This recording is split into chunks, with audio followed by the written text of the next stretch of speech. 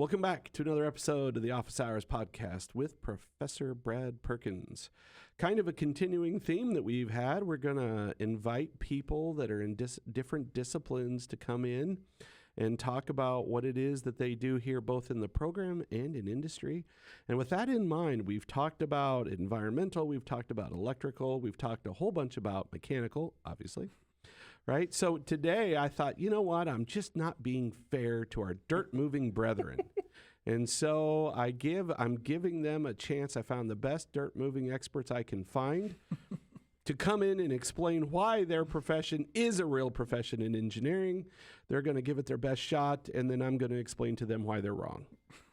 It's all in good fun. It's all in good fun. So I want to welcome our guests. We got faculty, we've got alumni, and we've got current students. So why don't we start with the faculty? Roy, if you want to go ahead and introduce yourself, that'd be awesome. Sure. So I'm Roy Sturgill. I'm an associate professor here. My background, I came from Kentucky. I was at the University of Kentucky doing research related to utilities and infrastructure. Infrastructure. But before that, I did work for the DOT in Kentucky, which, has to be different. So it's the Kentucky Transportation Cabinet. And so there, I managed a range of projects, from projects where we did move a substantial amount of earth. Sometimes that can be really cool, though. I grew up in Eastern Kentucky, which is where I did start, my summers working for the Kentucky Transportation Cabinet. Blowing up rock is kind of a cool thing to see. Okay. So we did some of that heavy earth moving stuff, but also some of the fun projects that I got to be part of were just managing restoration of covered bridges. So, it's quite a wide range of stuff that you get into aside from the dirt moving. Aside from pushing dirt. Okay. There are some cool things you get to do, and there is some complexity there. From time to time, for sure. All right. But yeah, that's my background. But we do have some very good previous and current students that do even some different stuff. Yeah. Did you bring any of them with you? No, but okay. But what we have, say you're not talking about me. So. Okay. All right. Well, let's best shop. The C team over here. All right. So let's go with what you brought. Yeah. All right. Go ahead. I'm Andrew Gato with Elder Corporation. I am an alumni of the Connie program, graduated May 2023, and then I stayed an extra year to do my master's in civil engineering with a construction management emphasis. So a two-timer. Yeah. All right. Me too. Me too as well. Yeah. Graduated with that May 2024. Started full-time at Elder right after that. Kind of worked in school while I was doing school. My first real project that I got to do as a project manager was the Sci-Town project up here. So working on the new parking lots that were installed up here, doing the improvements with that, the underground utilities, moving the dirt and everything. So moving dirt. Yeah, well, and if I could throw actually a big word of appreciation for Elder and that particular project. Elder brought out some substantial amounts of dirt for our charity. So we were building, Cultivating Hope Farms, our children's charity for autistic and any special needs kids and adults. So we built this barn, and the ground was fairly level, but across it's a 60 by 80 building, but across that 60, it went from being level on the south end that by the time you get to the north end, it's like 3 feet down. And when you're standing there looking at it, you're like, that's not that big of a deal. Until I calculated it. And then I was like, wait a minute, the math says I need like, what was it? How much dirt did you guys bring out? Like wasn't like 600 cubic yards or something? Right, yeah. I'm like, oh my, that's a lot. But fortunately they were digging this big hole across the street. And happened to be to the same property that also we lease ground for our children's charity and our family business from the same guy. And so he was selling dirt to Sci-Town. They're moving it, And I'm like, hey, can I get a little dirt? You know, and they were kind enough to bring over 600 or 700 cubic yards of that, and then another 100 to 150 cubic yards of that crushed asphalt that you were hauling out. Yep. And man, that was a big deal for our charity. I mean, so I definitely appreciate Elder for doing it. Appreciate you for kind of setting it up. So. Yeah. So no, I'm glad it worked out. It was a really cool opportunity that we got to be a part of to help you out with that. Have you checked it out lately? I have not seen the completed project. No, you need to. You need to bring some of the your company people out because today, if you go over there today, there's kind of like a one-room schoolhouse for kids. There's therapy for kids with autism going on. I mean, there's a lot going on over there, but you can't do any of that until you get a flat spot, you know. And that was a monstrous deal for us. So we appreciate it, and you need to come check it out. And if I do remember, I'm going to throw this out there. You actually said moving the dirt was kind of fun.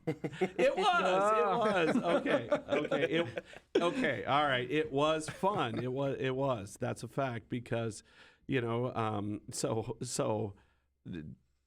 Can I mention how that dirt got moved? Yeah. Okay. So they bring out, I calculate it, and it's one thing to calculate it. It's another thing when it's like sitting on the ground outside the building. Mm-hmm. You know, 600 to 700 cubic yards of this, and I'm like, ooh, this is going to take a long time in my little Kubota.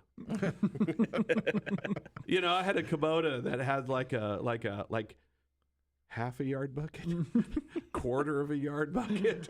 And I'm sitting here going, that is a lot of trips. And I'm like going back and forth with this. And one of the people that volunteered, they did bring a skid loader. Mm-hmm. Okay. Still half yard bucket. Mm-hmm. So now we've doubled our dirt moving capacity. And it's like, this is going to take forever. And then he comes over and he's like, hey, you could use this for the weekend. He's got a crawler loader. Yeah, Cat 953. Yeah, and I was like, oh, hell yes.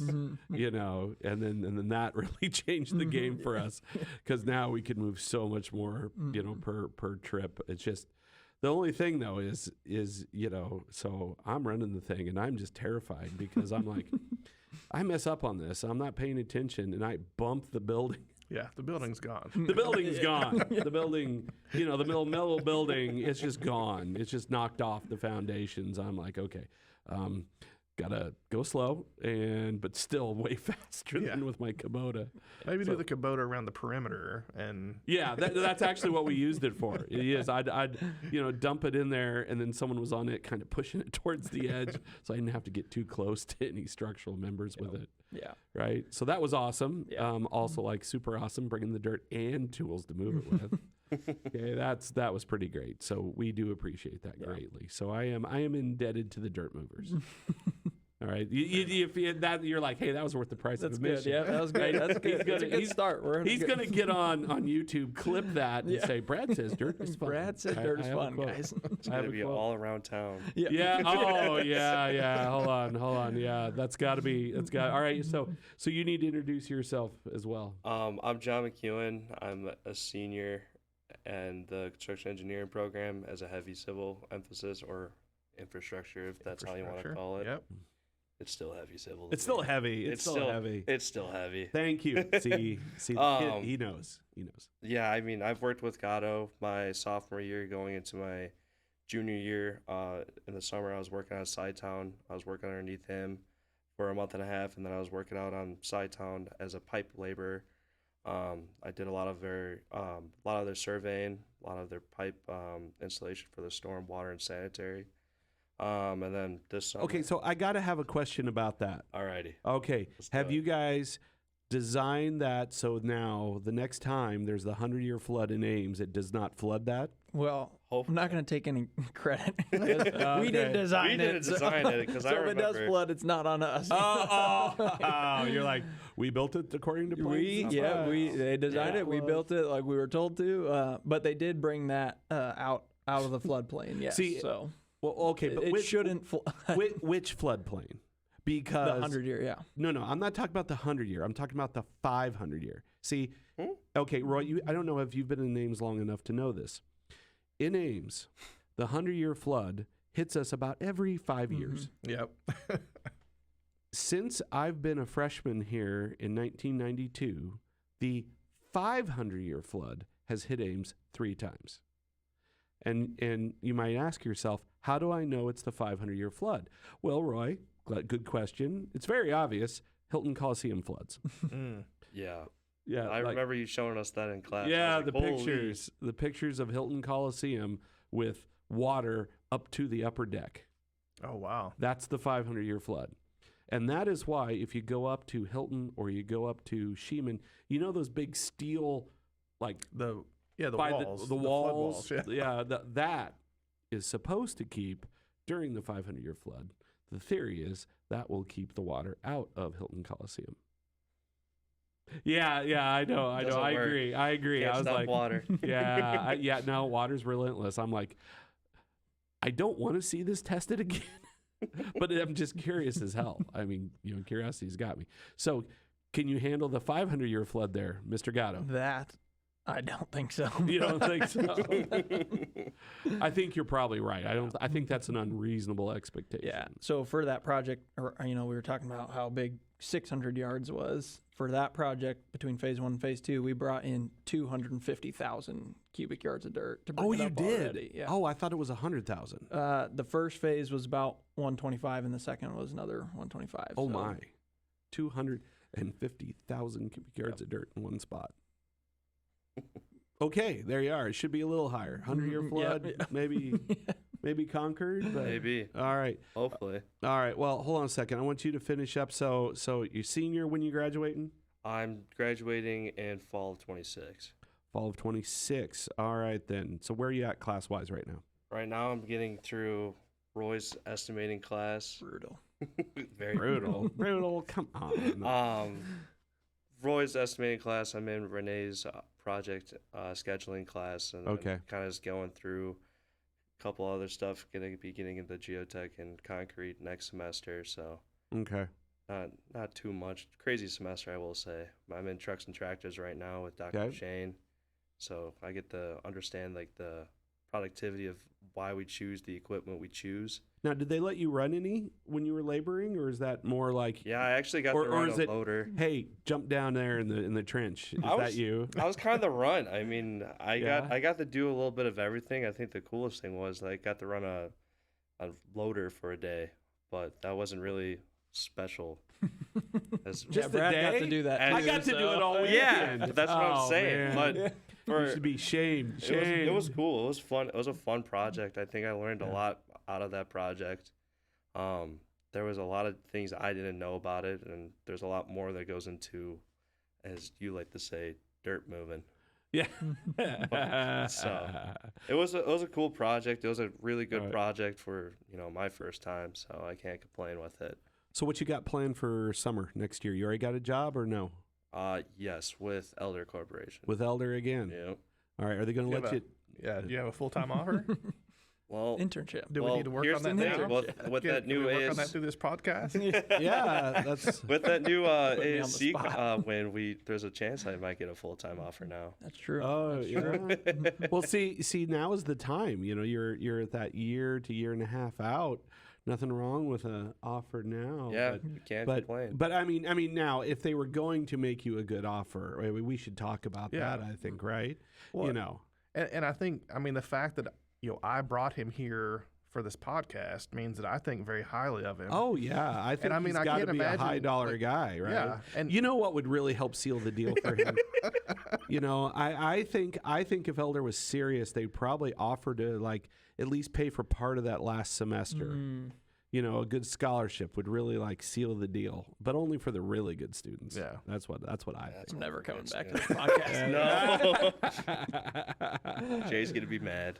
No, John was he was a very good intern his first time around, and then we had talked, and with your internships you get the opportunity to try different places, and Yeah. so we had talked, and he was able to go try a much larger company and go that route, and then we're lucky enough to have him back for this summer, Okay. and Yeah, no. Well, no, that is an important thing, I think, during internships. Oh, 100%. You know, I strongly recommend students try the big companies, try the small ones, try something local, try something far away. You know, just see there's never a better time in your life to try other things than doing it during the summer. Well, and I think that's probably one of the most important and best pieces of our construction and engineering program is the connections that we have to our industry and how many internships they do by the time they graduate. I mean, I don't think that's not normal. No. Well, I truly believe this. I really think that if we would get every one of our Connie students to register their internship with Engineering Career Services, I truly believe we would probably have more internships than the ME department. And the ME department has what? 6 times as many students? Yeah, something. 2,000 now, aren't they? Are they at 2,000? It's up there. Oh, then it's Somewhere 8 times there. as many Yeah, students. it's But up there.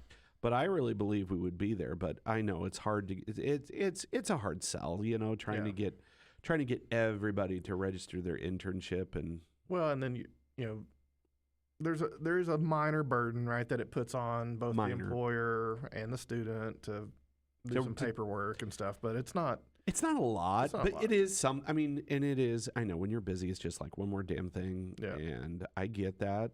I just do wish. I do wish that we would get more students doing that. Yeah. Mm-hmm. So You know. kind of along the lines of internships. So this has come up. You know, students have asked, like, and since you all both, you know, have gone through that process, like, what should they expect? So especially in their first summer, what did you experience? What should they expect? Because I think a lot of students,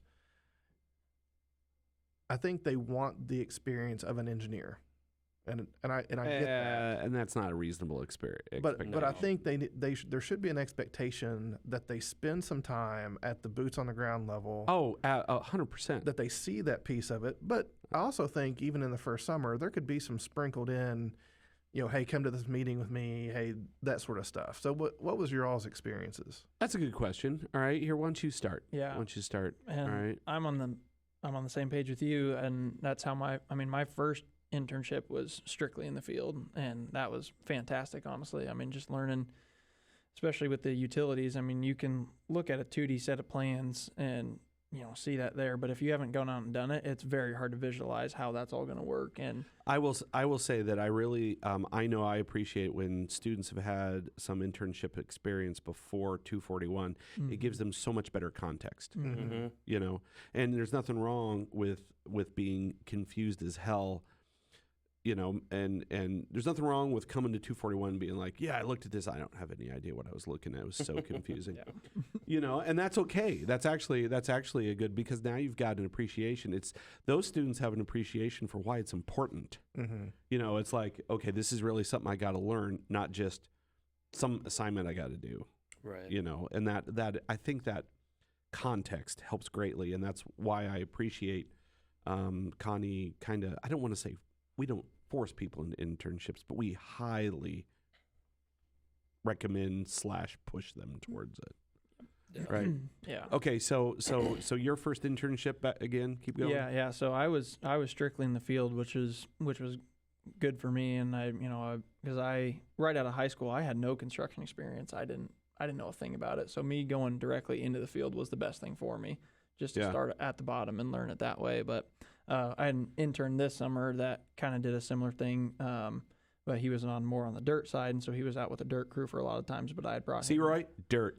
I'm saying It's okay. I'll say dirt. All right, dirt all day. I'll say dirt. That's all dirt right. all day. But yeah, no, he was out on a dirt crew for a lot of the time. But then brought him into meetings, brought him into the office to see some of the takeoffs, see some of the estimating and things like that. But yeah, when you're younger, the best thing to do is just start at the bottom and learn. Oh yeah, I think the best internships, first ones, are the ones where you either push a broom, swing a hammer, turn a wrench, man a shovel.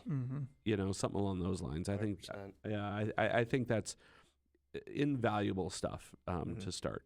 So, all right. So, what about your other internships then? Yeah. So then I went out to Reno, Nevada, with Ames Construction. So I started at Elder my first summer, and then did the larger company thing and traveled. Wasn't for me, and realized how much I like Iowa and how much I like the construction world here and everything. Well, yeah, but you know what? That's a great thing to learn. Yep. I mean, it is. It is. I frequently recommend. Actually, one of the things I tell students is where you work is probably more important than who you work for. You know, because if you're in a city and you like the city, you'll be able to find different jobs, and it's easier to do that than be in a city and you're like, I hate this place.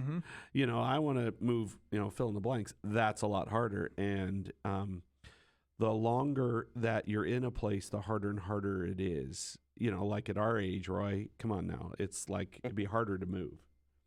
I mean, depends on how much the salary is, but yeah. Well, you're not wrong. I mean, you're not wrong. But now, you're like, same money. I'm not moving. Yeah. You know, years ago, I got offered a job in Maui.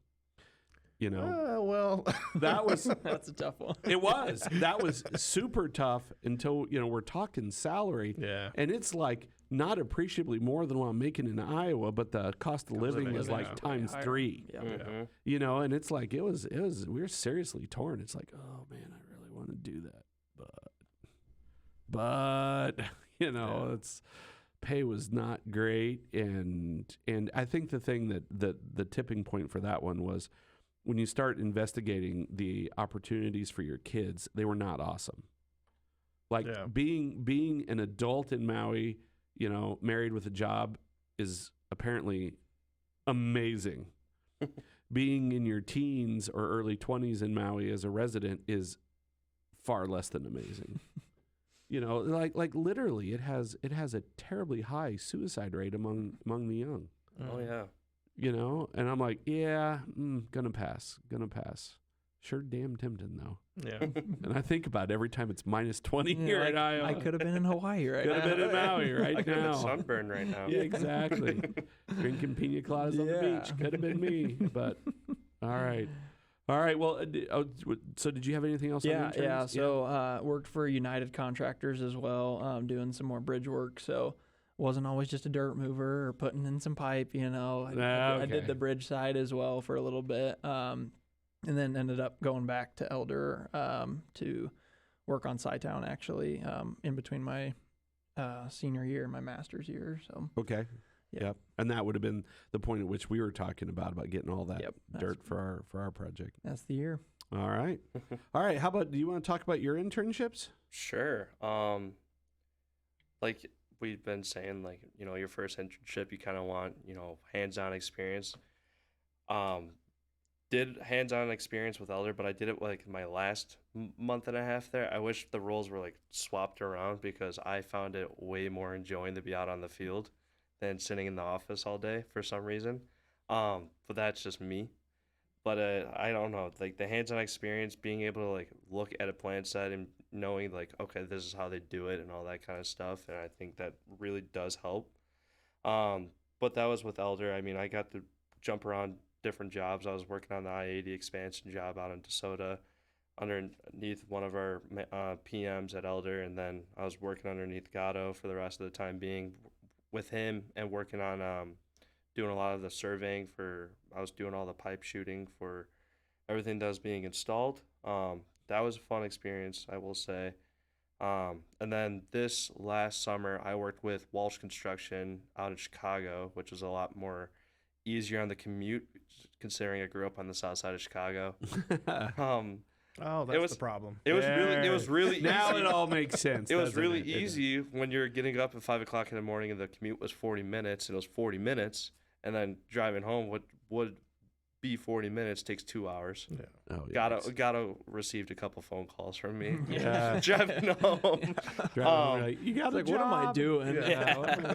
But I was working on their CTA RPM modernization job, their red and purple lines for the Chicago Transit Association for their train system. Man, that's got to be tough, though. It was tough, yeah. I mean, how do you, through a metropolitan area like that, you're trying to put trains, not just a road.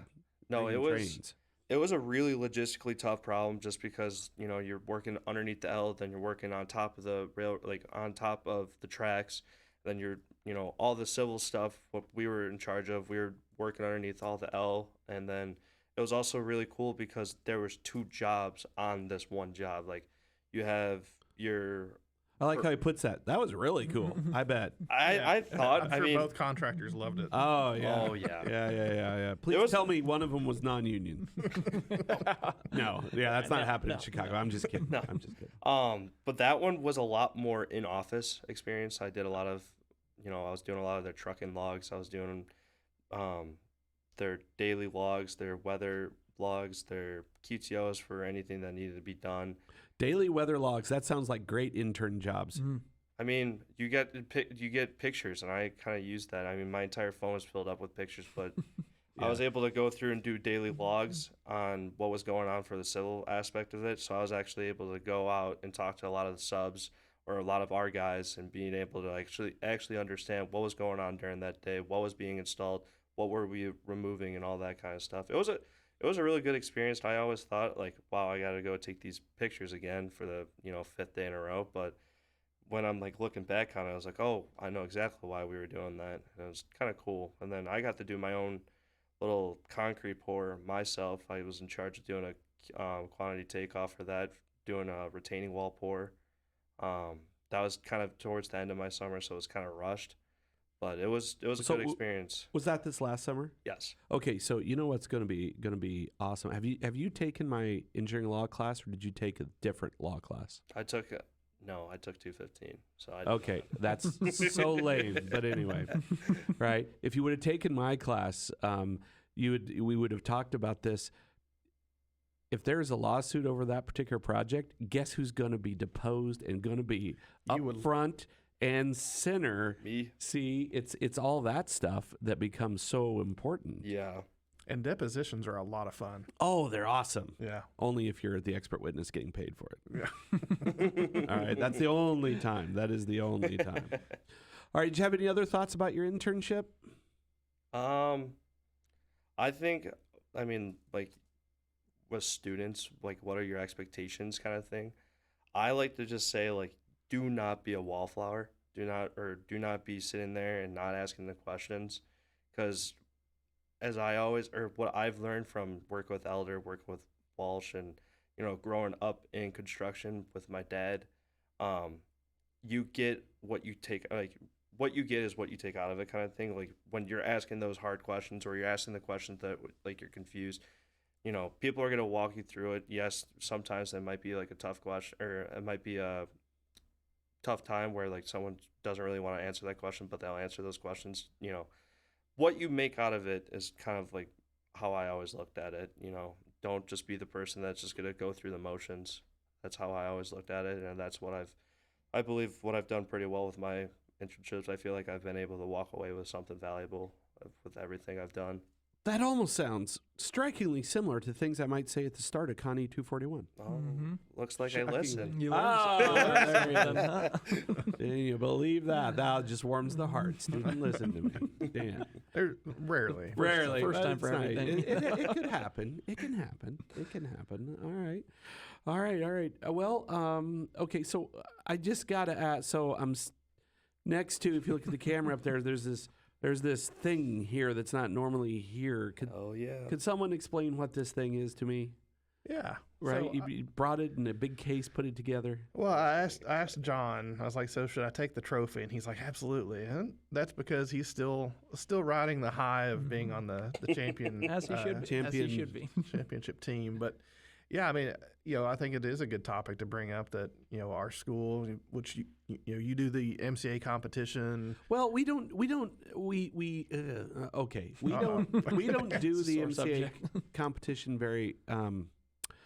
We don't spend a lot of. The problem with the MCA competition is the due date is also like finals week. Right. Yeah. And it always coincides when our students are all swamped with other projects. And my caveat to them is, okay, the competition's fine, but you cannot let it get in the way of your actual grades. Right. So I'm not, because of that, I do not push the MCA competition much at all. I know, there's people like, some of our alumni would like us to, and definitely MCA, national, they encourage all the team, every school to front up a team. But I view MCA, the competition, I think is a tiny bit of importance. And the real importance are things like scholarships, networking, getting national jobs. So those are the things I push. I mean, if we've had student groups participate in it, but I'm not a real big proponent of it. Right. But when they do participate, they typically do pretty well. Yeah. And I think that's kind of my point is, along with, the fact that our students do these internships, and maybe everything is interconnected. Mm-hmm. Like maybe the fact that the makeup of our program, the internships that they do, all kind of helps build them up to being, successful as students, and then into their careers. But, so the Associated Schools of Construction competitions operate on across regional, the regional basis. We're in Region 4, and historically, we have been competing in Region 4 since as far as I can look back, into the mid '90s. I think when I was a student, it was we were still doing that. Yeah, and historically have done very, very well. We've lately also been going to Region 6 and 7, and that's in Reno, and that kind of gets viewed as a national competition because it is, isn't it? I mean, it's like not Super officially, but it's not. It really is. It's not officially the national competition, but it is. They've done a great job of like just making this a huge event, and you have schools that you hear about as being very good construction engineering programs competing. So your Auburns, your Virginia Techs, your Cal Berkeleys, your Florida's. It really is from across the nation. Some top it's not programs. much of a region. When you're getting schools from that far away. Right, and there are some of the competitions are isolated to the Region 6 and 7, but then the open competitions are full of those top programs. But anyway. In Region 4, we've typically done very well, and last couple years we have not placed first in it is the heavy highway division in Region 4. I was okay. So that I'm just going to point out that I'm looking at the side that says Missouri State 2024. Yeah, so did we lose to Missouri State? We did. Yeah, we did. Unfortunately, Missouri State. Yeah. Missouri State actually has some faculty there that are have some pretty good background, and I think they're helping to. Is that Rolla? No, I don't. Oh, isn't okay. Missouri. Actually, maybe. I was gonna say because there's a because they changed names. Yes, that's why I'm getting confused. But yeah, I think you are right, and the faculty that they relatively recently added have a heavy civil background, and I think. Well, isn't one of them was like a PhD alumni from our program? From our program, yes, and I think that's who has really helped them become pretty good in a couple different areas, with heavy civil being one of them. But yeah, very proud of our team. This year, they did a lot of preparation before. Over the last couple of years, so myself and Steve Johnson, who has been really keeping the program or coaching the program. Renee's been involved as well. Our previous students have been involved coming back. The coaches have kind of stayed out of it, and that's what I think is ideal. Yeah, I think that's what it makes it easier for me. Well, but you would push us in the way we need to go, but that's really all you're gonna do. That's where students should own it. Yeah, I really think the students should own it. I 100%. I mean, I'm kind of like, if you look at the MCA chapter, I'm pretty hands off. I'm there to give advice. Okay, they're there to either make it better or not. And because of that, we've had times when the student chapter is what I would say stronger, and then smaller, and sometimes we have really, big turnouts for big events, and then we go through years where it kind of shrinks, and it's like, it's not the success of a student org should really be about the students, Right. not a faculty member pushing it. I know probably not every faculty advisor shares that same idea, but that's kind of how I view it. Yeah. I mean, it should be the students. The student organization. Yeah, it should be theirs. Yeah. This is because I personally believe, and this probably won't shock you, being as two of these students went through my classes, but the struggle is where you learn. Mm-hmm. If as an instructor or even as a chapter advisor, you come in and try to solve all the problems, you've taken away all the learning. Mm. And getting an A isn't really the goal. Getting an award isn't really the goal. It's really about learning along the way. And the more you struggle, the more you'll learn. Personal opinion, your mileage might vary.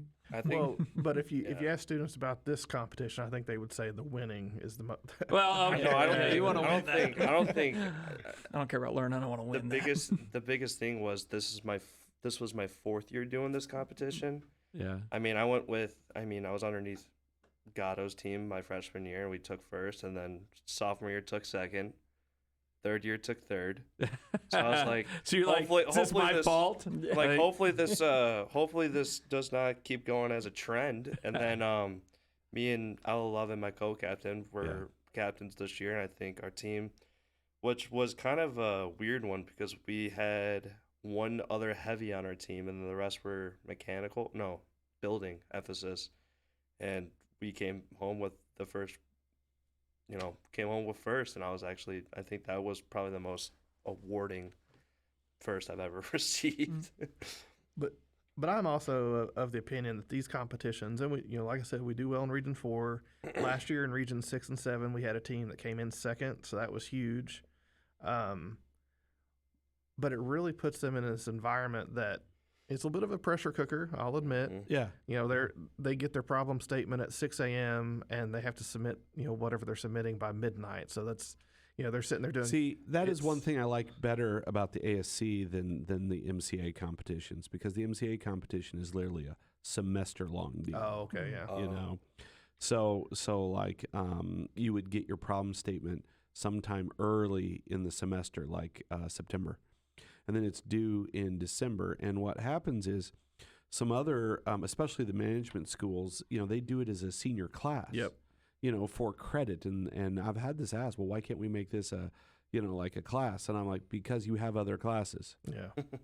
I can't replace, with the way our capstone is set up, I can't take them out of capstone and say, oh yeah, us mechanicals are going to go over here and do our own capstone. Yeah. That doesn't fly. Yeah.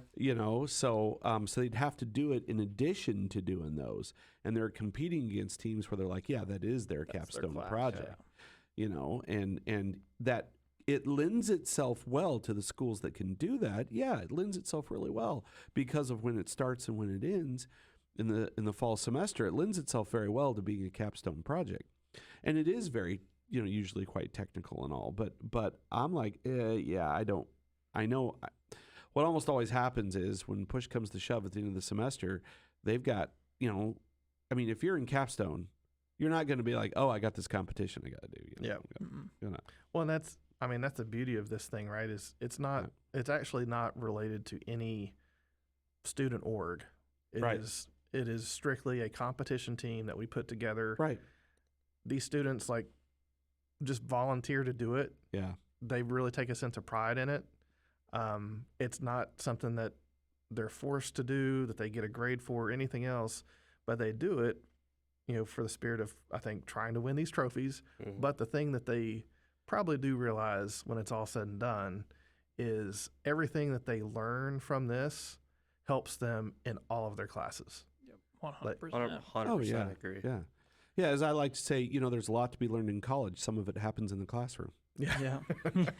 That is true. Yeah. That is true. No, it is. It is. And there's a huge difference, I think, as you were alluding to, there's a huge difference to the ones that are like, okay, I'm going to go out and get some of that learning, or I'm just going to do the minimum, do my thing, right? Get the degree, get my ticket punched, and get out. And I understand that. I mean, I'm not saying that that's wrong, and I'm not saying that you can't have a successful career going that way. You absolutely can. Or you could take a little bit more initiative and learn a whole lot more along the way, and it costs you the exact same amount in tuition. Yeah. Andrew, looking back as an alumni, what would you say some of the biggest things like that were for you? Yeah, for sure. No, I was pretty lucky where I had a class where we were really involved. I feel like a lot of us were really involved, and so pretty early on, I got really deep into AGC, and I was very involved with that. And a lot of the upperclassmen were very welcoming and were awesome to learn from and things like that. And then ASC, I was also a part of for 3 years, and yeah, that was one of the best things I would recommend for a student to do, because you can just tell the difference when you get to capstone. Just the people who have done a competition like this that understand the qualification process, the proposal process, doing these presentations and working through a schedule and estimate and things like that, and in a crunch when you need to. And so it's just a huge advantage, I think, to students who are involved, and that's what I'd always preach when I was a peer mentor and learning community. Yeah, just get involved. Like, get involved. Grades aren't everything. Yes. Grades aren't even most things. Grades are like, of all the things that our employers are looking for. Grades are like, you just got to pass. Okay, no. Degrees, all right, stop that. John. Yeah, stop that. Okay, C's get degrees. Yeah. All right, stop that. Sorry, heavy mindset. Heavy mindset. Yeah. Okay, now that's true. All right, we have a lot of fun, Okay, but no, it's like C's get degrees, but minimum efforts get minimal jobs. Correct. Yeah. I mean, and let's be honest. I mean, we've been riding this crest of like everybody gets a job since about 2012. Oh yeah. Okay, but there's no guarantee that's going to go on forever. Mm-hmm. All right. Now, I have no idea when that's going to end. I honestly would have thought that there would be a dip in the last 13 years in hiring, but there hasn't. Not really. Mm-mm. But what if it was next year? If we look back, if we rewind the clock to 2008, it was like construction was like booming, and then literally a couple months later, it was like jobs were being pulled back that had already been made to seniors. Yeah. Interns were getting fired. Not fired, they were getting let go because they're like, yeah, we got no work. So intern, sorry. And this is a little bit of a secret, but I didn't always want to be in dirt moving. No. So I graduated in 2003. Right. So when I was trying to do internships, like I think there was a second summer I was trying to get an internship in building, but I already had done one with the DOT because I had a scholarship. And the response of the recruiters that I talked to was, well, you've already done a DOT internship, so you don't want to do anything in building. And I was like, no, but I do want to do building. I really want to do building. Yeah. But yeah, it wasn't until. So you were shanghaied into dirt moving. Yeah. All right. That's the way to do it. All right. Well, Roy, I'm proud of you for making that. Yeah, I've admitted that it wasn't my first choice, but that's all right. I feel like Brad does that with most of his mechanical students, anyways. But 241. But I do remember the moment that I fell in love with it. Yeah. And this gets even more weird. Like, I can't believe I'm saying this on a recording. Okay. All right. Confession time. Confession, please. I woke up one morning. It's just among us. Yeah. It's just okay. So woke up one morning, and this was like after one of the summers I worked for the DOT. Yeah. I'm driving in to campus, and I go past a paving train, and I smell the smell of asphalt. And I was just like, that was like a good thing. Oh, good smell. That's a great smell. That's the smell of money in the morning. And as soon as you transition to the point where that's what you think when you drive by is, man, I miss that smell. Mm-hmm. Then you live. Okay. All right. Well, that is fascinating, right? Yeah. All right. Okay. So since you did that, and since it's just us, this isn't really like for public consumption or anything. I'm gonna make the deepest, darkest Connie confession I could make. Whoa! Here we go. Ready to clip this one. when I transferred into Connie it was as a heavy emphasis. Oh my God! You didn't see that one coming, did you? No, You didn't. no. All right. So here's the confession. So I came to Iowa State after being in the submarine force for the Navy. Right. I switched to. Anyway, I was enlisted. I got picked up for an officer program. They sent me to Iowa State. All right, I got to pick which school. Okay. I kind of wanted Tulane or Colorado, but I knew I wouldn't graduate if I went to either of those places. So, discipline and all that stuff. I'm like, yeah, I should probably. All right, I'm going to go to Iowa State. Started as a mechanical engineer. It made sense coming off of the the submarine. And then, like sometime in the middle of my freshman year, I was like, do I really want to go back on the submarine? And I'm like, no, I need to find a different kind of. So all my friends were on the Marine side of the house. So I switched over to the Marines. Okay. This is how much pressure. Here, I want you to think about this. All right. I could go back to the submarine, or I could get shot at. That sounds like so much less stress. Right? That sounds like so much less stress. Yeah, let's do that. So I switched to the Marines. And then by that point, I hated the mechanical engineering department. I mean, the advising was just the worst. I mean, this is the 90s. Remember, all right, not even Roy remembers this, but back in the 90s in engineering, it was like, yeah, most of you going to fail. Yep. We don't care, right? Take some classes, whatever. And I was like, wow, this is terrible. I'm like, I'm going to go somewhere else. And since I decided to switch to the Marines, I was like, I really want to do either combat engineer or tracked vehicles. And I'm like, what degree seems to make the most sense if that's my long-term goals? And I'm like, first I was like, civil. They got dirt. They got bulldozers. Maybe I'll go civil. So I get an appointment to come over and talk with someone in the civil engineering department. And this is what totally, that moment, the moment I realized I was switching out of the ME department, I go over to the front office in civil. And back then, nothing was electronic, right? When you were a student, you had a folder that had your life in it as a student, right? Don't lose it. They're like, here's your folder. Don't lose it. And they're like, which department are you going to? I'm like, I don't know yet, but I'm leaving this one. So I start in civil and I go there and I'm like, hey, I need to talk to somebody about switching to civil. They're like, okay, hold on a second. Right. This is the front office. They're like, sure, you can go talk to Lowell. And I walk in, at the time it was Lowell Grumman, the department chair.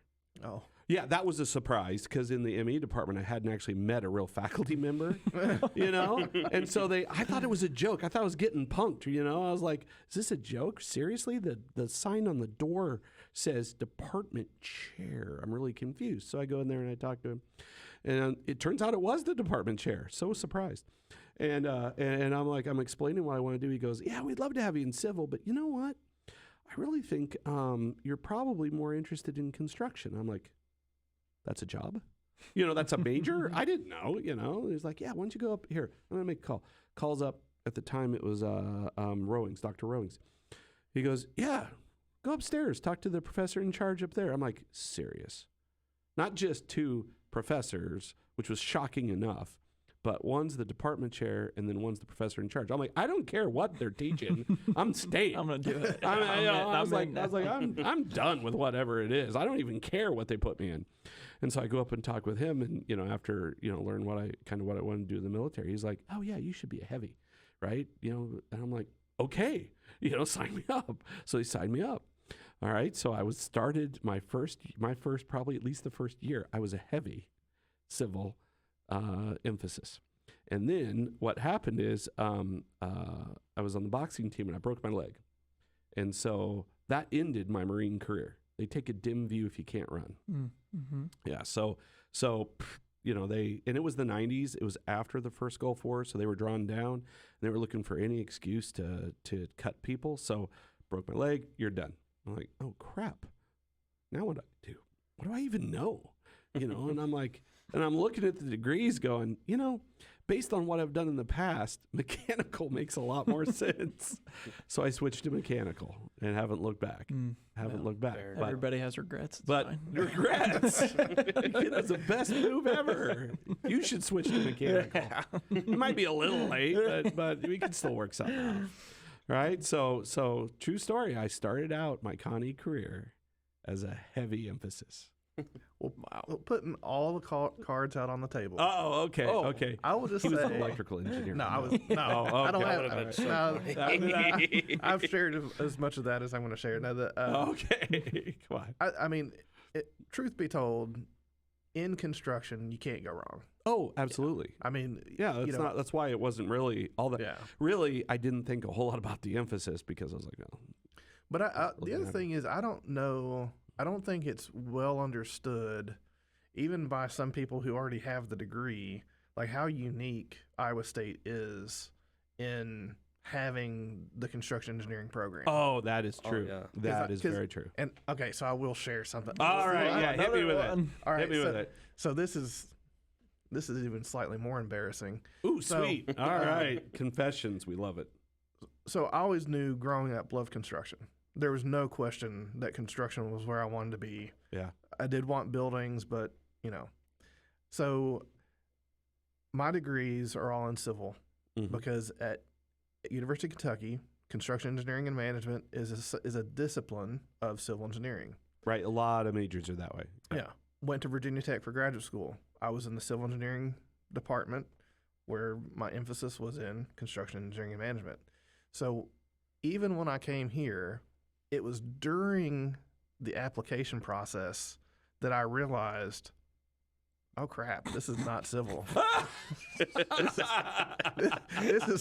This is something different. And I was like, oh crap, this is not civil. and so, Read the fine print. Oh my God, that is you teach these kids estimating? Yeah, I didn't know that. You don't even know what job So- he's applying for. so then I was like, well, this is kind of cool, right? I was like, I wish I had the opportunity to I even wish I had known about the program when I was applying to college. Oh Because, yeah. I mean, the tuition here is actually affordable even if you're out of state. yeah. Mhm. So, Yeah, I mean, it is. Like somehow I feel like we need to package that up and market it better I know it.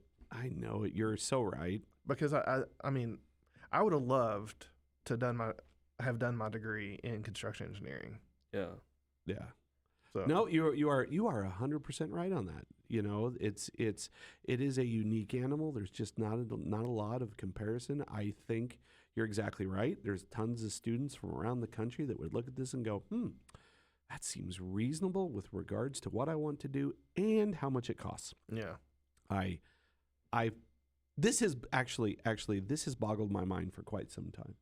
The question is, why are our numbers not instead of 200, why aren't they 400 or Yeah. 500 or 600? We should be having to turn people away. We should. Yeah. We really should. Given our placement rates and the cost of tuition here, you're right. We should be having to turn people away. We talked about this at the last industry advisory council meeting, Yeah. and just seeing the new numbers and the new focus on recruitment now, it seems like, and yeah, it just people don't know about yeah. this program. Well, Really, heck, I unfortunately. didn't. The only reason I'm in it, I just kind of stumbled into it. Yeah. I didn't even. Exactly.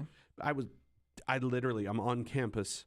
I had no idea construction engineering was an actual thing. Yeah. Yeah. My No, dad's yeah. friend referenced me to construction Well, engineering. that's what I was going to ask. How? Yeah, did the yeah. South Here, Chicago tell me kid- about that. I wanted to go into civil engineering for the longest time, just Yeah? because I had a picture of the Brooklyn Bridge in my room, and I absolutely thought that was killer. Just like bridge work, I always liked it. And then I was coming up here actually just to do a little visit with my buddy who I used to wrestle with, and my dad was coming with me, and we were gonna go look into the civil engineering department. And then he's like, "Hey, there's a construction engineering program that you should really look into." I'm like, all right. You're like, what the hell's that? That's what I was saying. I was like, what That's the what heck? I said. What the heck is construction engineering? What does that unfold to? And then I didn't even do an official visit. I just remember I walked into the advisor's office. I talked to Nikki. Yeah.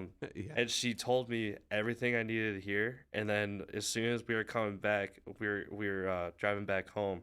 I was like, I already know I'm going to Iowa State for construction engineering. And then what was easy for me is that my peer mentor, Isaac Hunter, he pretty much shot it straight up to me. He's like, you should become heavy. And then, Well, that just seems like but bad then, advice. but then I walked into that ASC team with Gato, and after that, I've been set on heavy ever since. Like infrastructure, I can't More bad cannot go wrong. influences. Oh, yeah. Gato. Terrible yeah. influences. Oh yeah, All right, all right. I haven't looked back though. I always tell people I'm like, Yeah. join the dark side. Yeah. No one wants to. We work hard and we play harder, probably. Probably. But, yeah. Well, okay, yeah, but you know, like I think part of the reason I didn't find it because whenever I would have been in high school doing college visits to Iowa State, those college visits always coincided with like VSHA. You know, I didn't see a lot of advisors when I came out, but it was a different day. It was the 80s. It was a different day. that's fair. You know? Stumbled upon the third floor. I was like, oh, there we go. Here we go. All right. Well, okay. So, so here's a question. Like, what is our breakdown right now? Do you know what's the percentage of our students that are the civil or the infrastructure emphasis? Since we're not- since you I vaguely remember from the advisory council meeting, roughly mechanical and electrical and infrastructure are all about the same. Same, with, yeah. I think They're it was pretty only close. like Yeah. 20 students in each, Yeah. if even. No, I think mechanical's more than I think mechanical that. had the second most, behind Yeah, building. but so not like a lot. It- It's yeah, like it a was a huge few- difference. It's building like is building is- a huge gap, yeah. and then there's the rest of us. yeah. But I think we're still, there was that time, well, up until a couple semesters ago when if you were undeclared, quote Oh, unquote, that's true. wanted You, to be you were building, building. did you not? Still Yeah. building. And so Yeah, I think we're that's true. still kind of having some of that. I going think that on. will help. Yeah. I think no, I do. I think you're right. You know, there's one thing that kind of drives me crazy about this emphasis thing, is that I think a lot of students and there's nothing wrong with this mindset, but I argue with it slightly. It's that their thought is, well, specializing cuts down on the amount of job offers. But if I'm just building, that leaves my options open the most. And I wholeheartedly disagree with that. I personally think specializing like a mechanical or electrical, and maybe you can speak to where you think heavy would be the same way. But I think specializing mechanical and electrical actually expands your job potential. No. All right. Do you see that in civil or heavy or infrastructure? Yeah. So I mean, I guess what I would say is, right now the way the market is, I don't know that. See, that's a good point. That's solid point. But in an area where the job market isn't quite as hot, then yeah, I could see where having, it like you said, building is kind of the general. Right. And there's nothing wrong with it, and you're going to have plenty of job opportunities. But if you have some of that mechanical or electrical, and I do think that the infrastructure area does offer some of that as well, you have a little bit more specialized opportunity, and maybe you can fit in any of that general role, but you may also have a little bit of a more specific knowledge base to work from. I would agree with that. I really do.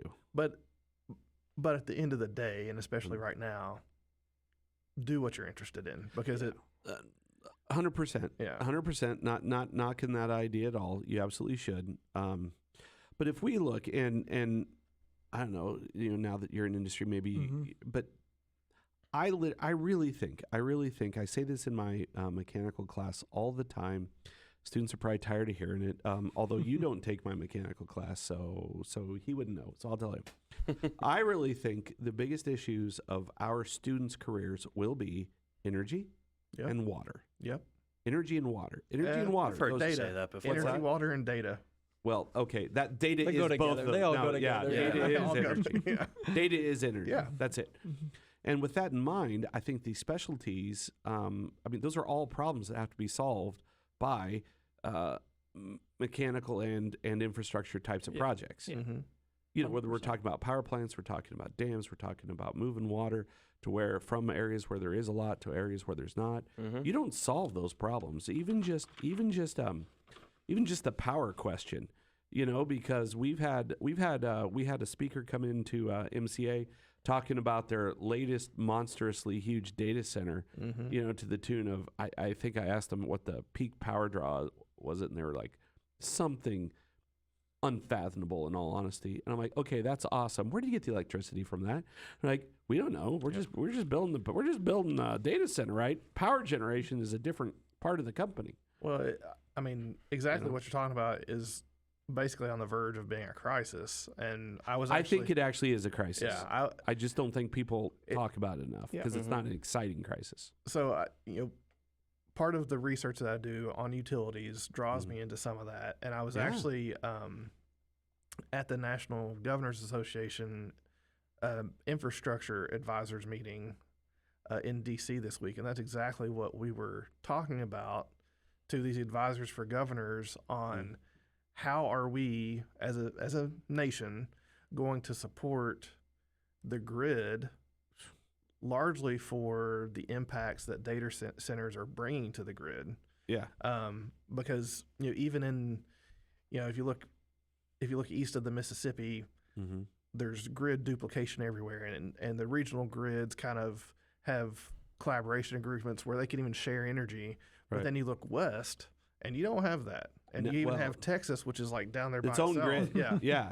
Yeah, and we all saw how well that went. Right. One cold spell, and they were done. Yeah. Everything was shut down. People were literally died because they didn't have power for so long during the cold spell. Well, there's both. Yeah, there's both. There's both. There's the heat snap, and then there was also like 2 years ago. Remember that cold snap? Yep. Actually, I remember getting a notice from my rural electric co-op that our power. They were saying that we could have curtailments, and it's -20 here in Iowa. They're like, yeah, we might have to do this rolling blackout because they were selling power to the south. I was like, what the hell?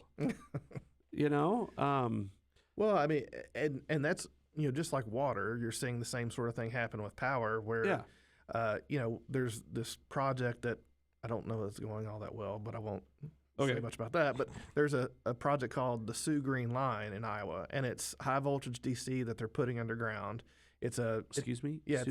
I've not heard of it. It's SOO Green Line. Yeah. And it's high voltage DC for what purpose? So they're moving wind energy from Iowa. DC. DC. That doesn't make any sense. We're going back to the war where you had Edison versus Tesla. Tesla. But why? This. I don't understand this. This is a newer thing, kind of coming from Europe. There's a line that's bringing power from Canada down through Lake Champlain into like the New York area. That project is actually ongoing, and Kiewit, I think, is a big part of that one. But then the Sioux Green Line is really more conceptual, but it's about taking wind energy to Chicago. So it follows an old railroad alignment, and it's underground, high voltage DC. It's some newer technology. Wow, I am so not. I need to research this because I am so not tracking because we're making AC power with our wind energy. Well, after it's transformed, but you're generating it off of DC. You're generating DC on the. No, I thought the turbines generate AC. Well, I don't know. It could be wrong. All right. Okay. Once again, see, I need to. I need to. Yeah, I need to do a little research on this. But because I thought part of the high voltage DC was one, not having to make that transform. You're not having to transform. But you also that makes more sense on solar than it does. Energy. But then you also have the long distance traveling without as much of the losses over. True. Now that is true. That's why DC makes better sense for long distance transmission. All right. But you know what I find fascinating is they take this power from Western Iowa, go right past a nuclear power plant at Duane Arnold to sell green energy to Chicago. So we were actually we were a part of the solar farm their elder was. And now you've seen that Google's partnering with another company to restart the plant. Restart the nuclear plant. that they Restart shut the down nuke for plant. the solar farm, So it's... Yeah. Okay, Well, so I think that's going to start. I mean, that's going to be an area where we're going to need more engineer. Yeah, I think nuclear is going to have to come back. Yeah. actually, so the podcast I got going on next, one of my students somehow knows one of the nuclear engineers, like through their family, knows one of them that works. Actually, I think he works for Berkshire Hathaway. I'll find all this stuff out. I haven't had the podcast yet, but anyway, he's involved in investment side of nuclear power, and I'm like, oh yeah, we got to have him on. I got questions because here, so my first job after graduating from Iowa State was to work for the power division at Black & Veatch, and I was on a nuclear plant design. But that plant was for Taiwan, right? If you would have suggested in the 90s at Black & Veatch that we would be designing any type of power plant domestically in the United States, they would have laughed you out of the company, much less a nuclear one. The regulation was just too intense. The payback wasn't there. There was too much coal. We have all this coal in the ground. It's dirt cheap. Actually cheaper than dirt, right? Coal is actually cheaper than dirt right now. You know that, right? Yeah. Yeah, okay. So which is not a good thing for where I'm from. No, it's not. It's not. It's not. See, and I don't understand, why are we here? In my mechanical class that I teach, I think some kids might think I'm anti-solar or anti-wind. I'm not. I'm pro-energy. And my point is that we don't have enough of it. Yep. And I'm all in favor of generating in any way we can. Yeah. Okay, I just am skeptical of whether or not we can generate enough through solar and wind to meet the ever-growing demand of energy. And my background being nuclear, I'm literally going, why aren't we doing more of this? And I heard the other day something about some mini nuclear to actually run for data centers. centers. Yeah. Oh, yeah, that's a real thing. Actually, Jenny and I were looking at this last fall. Westinghouse has designed like a 1 megawatt, like it's the size of, it actually comes in a shipping container. Mm-hmm. And it needs almost like an acre. By the time you put up the cooling towers and everything, it only needs like an acre of space. And we were literally at that time where I'm like, Jenny, why would they be designing this? And we're like kicking around ideas, and it's the thing we came up with is this is obviously to be sold to data center. Mm-hmm. Mm-hmm. Yep. So that they can buy this, provide their own energy on their own site. Most of these sites for the data centers are absolutely huge anyway. Mm-hmm. Cordon off an acre per megawatt, yeah, that's going to be a winning thing. But the problem that we're in is what you said. Where are we going to find the engineers and the contractors with the experience to build such things? Yep. That is old school technology, in a way. Nuke construction is old.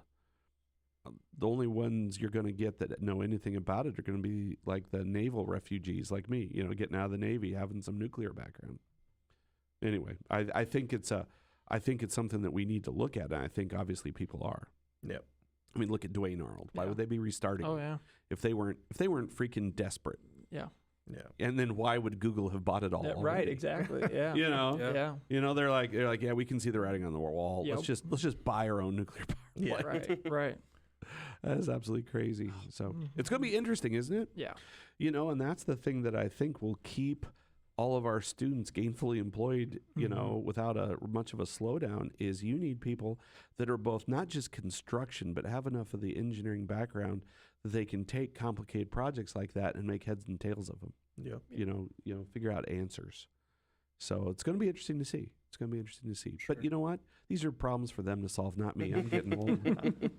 I'm getting old. This isn't going to be my problem. All right. So good luck. Yeah, good luck with that. Good luck with that. That's great. Thank you guys. Appreciate Go get them, boys. I like it. Yeah. All right. Well, we'll keep you gainfully employed. But you know what? I think, and this is the frustrating thing, right, is that our degree is preparing young people so well for those opportunities. We don't have enough of them. We could teach more. We need more of them coming here. I don't know how to get it done. Yeah. I don't know. Yeah, like we already it's like, talked about, it was a big topic at the advisory council meeting. It's how do we get our name out there, you know? And well, I don't know. Better football team? I don't know. What? we don't need to bring that one up. John got here from wrestling, right? Is that what I heard? Pretty much, yeah. So Okay, all right. go to all sporting events. Go to all sporting All events. sporting Start events, advertising. all sporting events. You know what? Iowa State should adopt that Arizona State does, and I think this is a great idea. A pizza in town engineering building. That's good too. That's a Okay, great that's idea. good too. That's a I've great heard you idea. talk about that a couple too many times. But at the Arizona State football games, the construction program has box seats, Yeah. and they invite alumni in, and they have they bring some students in, and I'm like, this totally needs done. Totally needs done. You know, the only program that I've ever seen have like actual commercials Mm-hmm. related to their construction program is Arizona State. Like They've got a lot of students too. Yeah, I have mean, seen Yeah, an Arizona State. Hey, that's true. Commercial. Yeah, you're actually right. I mean, it takes money, but they get It their name out. does. It does, but that's why people pay for advertising. Because Yeah. it does at some point. It's got to work. You gotta get attention. All right. Well, okay. Are we going to solve any other problems here before our time's out? Well, I mean, we've Well, we- identified a lot of them. I About don't to know if say. we've solved any. we haven't even given Right? a pitch for heavy Any more- highway yet. You know, Yeah. I mean, All right. Well, I think all the jobs and the opportunities we've talked about, even with Even the nuke power, one. yeah, Yeah. that's Yeah. there's infrastructure there. no. You know what I we're mean, missing? You know what we're missing? All right. So I've confessed something deep and dark that you never expected to hear. So has Roy. Gato, you've got 5 minutes. Give us. Oh my give us. goodness. Yeah, I'm putting you on the spot. You got to give at least I up don't to the know. level Roy and I did. How Come on. about if you can't do that? Uh-huh. You were our Klinger student. Mm. What has that meant to you? Ooh, Yeah, that's a good one. That's a good question. Yeah, no, I think that was a really awesome honor to get at the our senior year. I think I put a lot of time and effort into the program. It's a program that gave me a lot, and so I always wanted to give back and do a lot for the program and be involved in things like that. And yeah, it was really cool to be recognized a little bit for something like that. A little bit. Hold on. Hold on. Stop the hell. He's Hold just on. being modest. He's just being modest. Recognized a little bit. Okay. I firmly believe the Klinger Award is probably one of the most unique awards in all of academia. And here's why. So it's the top award for the program. The only way to get it's the only award like that there's no application. You don't even know you're being considered for it. You can't apply. If you've got to apply, you wouldn't get the award because it's the faculty voting on you as the student. And we're like, okay, who are we going to give this recognition to? And if we're sitting around and somebody's like, yeah, I don't know who that is. Yeah, we're not even bringing your name up. Right. And I think that's what makes the Klinger Award kind of unique in that respect is that you don't apply. You don't get a chance to make your case for it. It's the faculty that have to make the case for you. And, in some years we have some pretty good arguments over that, pretty hard arguments. Yeah, we I mean, that goes back to our students. I mean, we have fantastic students. Yeah. And many of them give back. Many of them try to make our program better, and I love that culture. Yeah, I do about too. our program. Well, and that's that's some years there's been like, oh man, how do we pick between, these 2 or 3 really deserving students? And that's tough. But see, these are things that is part of the awesomeness is that you have no idea that discussion even happens. Yeah. Well, maybe now that I've said that, maybe this whole recruitment question we need to put back on the students. So maybe they solve it. Yeah, because we're not solving it. We've been obviously I've been here 20 years and I haven't solved it, so I don't know shit about it. So how do we get more of your colleagues? You're closer to high school than we are. For yeah. sure. Oh, geez. Well, that's easy. That's pretty easy. I mean, dirt's closer to high school than I am. Yeah, it is. Yeah, it is. Yeah, exactly. I don't know. So, what's your answer for this? Alumni, student, or the industry advisory council member? Yeah. 2-time graduate of our program. Yeah, it's a tough one. Elder does a lot with the high schools, going back to some of their technology programs, some of their trade programs and things like Yeah. that, and bringing them out to Elder and promoting that. And so I've been able to promote Connie that way, and a lot of kids are like, I didn't even know that existed, and I've been able to at least get the name out there. So I think it is a lot about getting in with high schools early on and getting our name out there and just promoting it more. I mean, from current students or alumni that are doing the job right now, going to show them the opportunities they have and all the cool things we do and everything. So Okay. I mean, all right. Well, you said I was going to piggyback off that, actually. I was going to say that I think some students, I think they should, like, go back to their high schools and start talking about these kind of things, like, or this major. Because, like, I had the opportunity to go back and talk to a couple of my friends, like, back in my high school. Granted, it didn't work out. Something happened regardless. But, like, I never rescheduled that, and I still kicked myself. I was like, if only they knew, because, I know that my high school, there's a select couple of people who definitely would want to get into that kind of like construction engineering or even engineering in that like matter. Because like when I was going into college, I was thinking of like, oh, you got Purdue, you have Michigan State. Like I never even thought about Iowa State for being like an engineering or let alone construction engineering. So I don't know. I think like going back and talking to like your high school or kind of just getting the word out. I mean, that is always like the best way to do it. Well, that'd be a good start.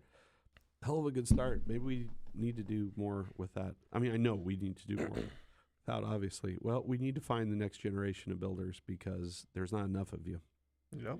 All right. And I mean, that's good for you personally, with regards to jobs. But as an industry, we could shore it up a little bit. Yep.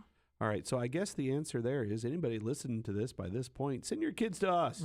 That's right. Do you want a job? Yeah. Yes. Do you want a job? Do you want them not to live in your basement? Connie is the way. That's how we should phrase it, Roy. That is how we should phrase it. If you don't want your kid to live in your basement, send them to Connie because we'll find him a job. There you go. All right. Well, we've solved it. All right. We've solved the problem. So I think that's a good spot to pause here because our time is at the end. So I sure appreciate you dirt movers coming in here to talk. Yeah. All right. Hopefully these confessions won't get too far out there. Yeah. I'll probably get some trouble over this. For sure. Oh, yeah. All right. Well, with that in mind, we've wrapped up another very embarrassing episode of Office Hours with Professor Brad Perkins. Thank you for listening, and thank you for my guest for coming in. We'll catch you another day. Thank you.